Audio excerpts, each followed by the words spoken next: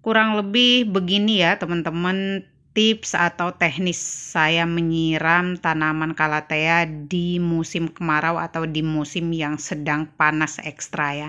Jadi karena berhubung medianya itu hanya kering bagian permukaannya saja, jadi ini saya siram bagian daun-daunnya saja tanpa siram mengucur di media.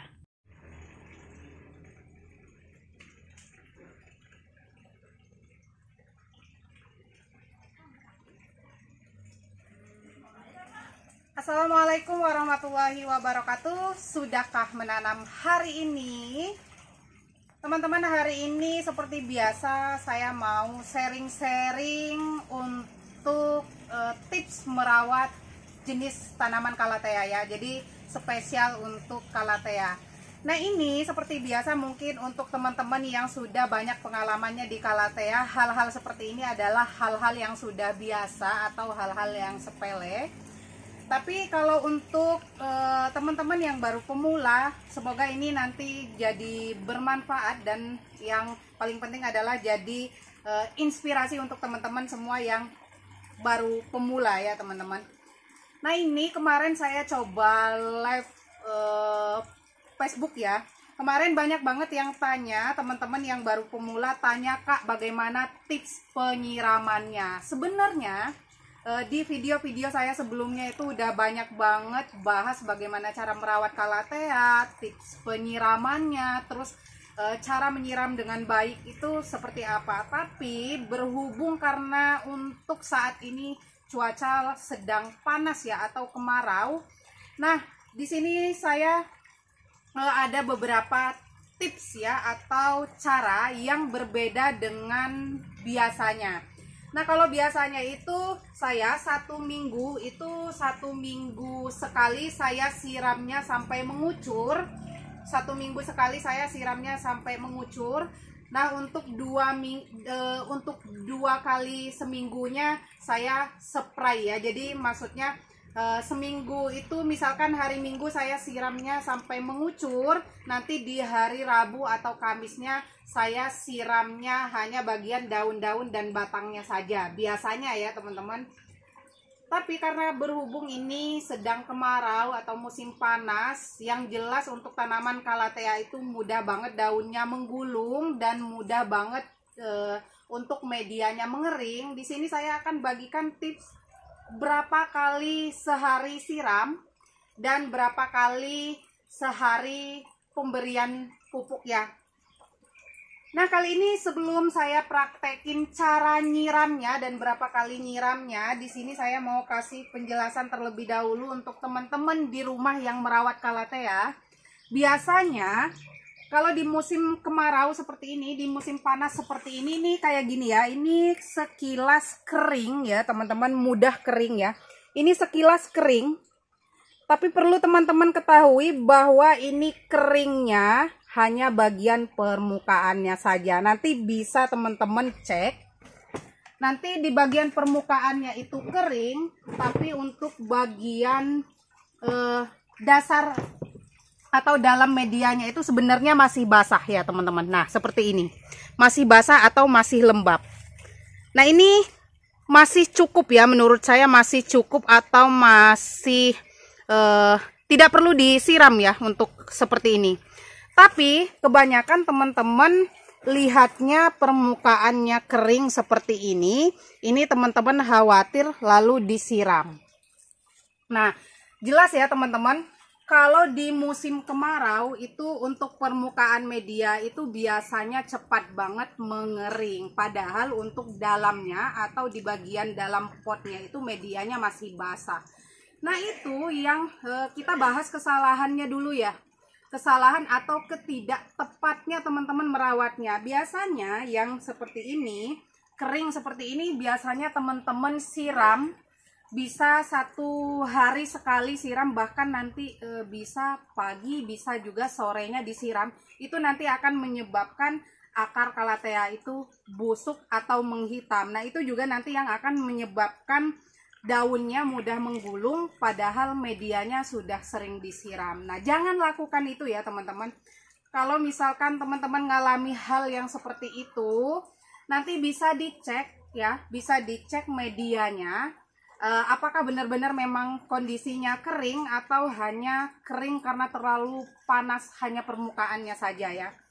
Tipsnya adalah kalau misalkan teman-teman medianya hanya kering di permukaannya saja, itu cukup di spray saja. Nah, seperti ini ya teman-teman. Ini karena medianya tadi masih basah, masih lembab ya, masih lembab tapi terlihat gersang atau terlihat kering. Teman-teman cukup gunakan spray ya. Ini spray Legend saya ini. Kalau misalkan teman-teman di rumah punya tanamannya hanya sedikit atau hanya beberapa koleksi saja, bisa menggunakan sprayer seperti ini ya. Nah, seperti ini teman-teman. Nah, teman-teman bisa spray di bagian belakang daunnya atau bisa juga di spray ke bagian permukaan media seperti ini ya teman-teman. Spray halus saja seperti ini. Nah ini kenapa harus bagian belakang daun ini di pagi hari ya, di pagi hari atau di sore hari. Kalau di pagi hari itu di kisaran jam 8 sampai jam 10. Kalau sore itu di kisaran jam 3 sampai jam 4 ya, atau sampai jam 5 ya. Nah, di spray halus seperti ini. Nah, ini padahal spraynya halus, spraynya lembut. Bisa teman-teman lihat, ini permukaan medianya yang terlihat kering tadi, bisa lembab dan sudah terlihat tidak gersang lagi seperti ini. Atau kalau misalkan teman-teman sama ya, ini saya di sebelah kanan saya ini juga Calathea sama. Di sebelah kiri saya juga Calathea.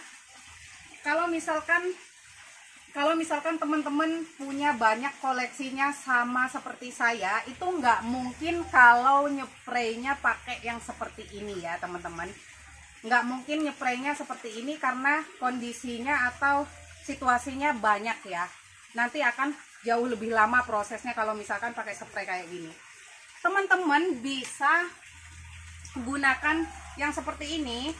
Ini saya gunakan selang ya teman-teman, selang seperti ini. Nah ini saya bekas gembor ya atau bekas nyiram sayuran, saya ambil bagian ujungnya. Ini bagian ujungnya saya tempel seperti ini supaya nanti tujuannya lembut ya siramannya. Nanti coba saya kasih unjuk atau kasih lihat teman-teman.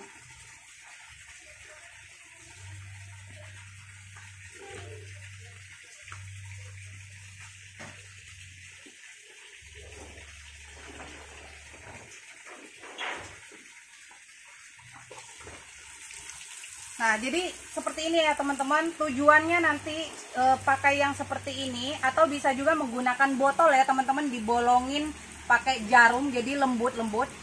Nah, ini karena medianya tadi sebenarnya masih basah, hanya kering bagian atasnya saja. Teman-teman bisa lakukan penyiraman seperti ini sedikit saja ya. Kalau misalkan banyak.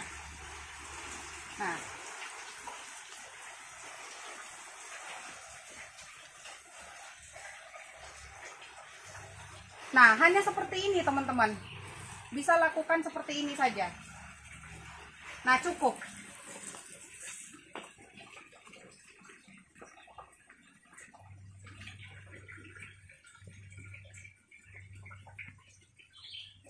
Nah, oke teman-teman, itu tadi ya.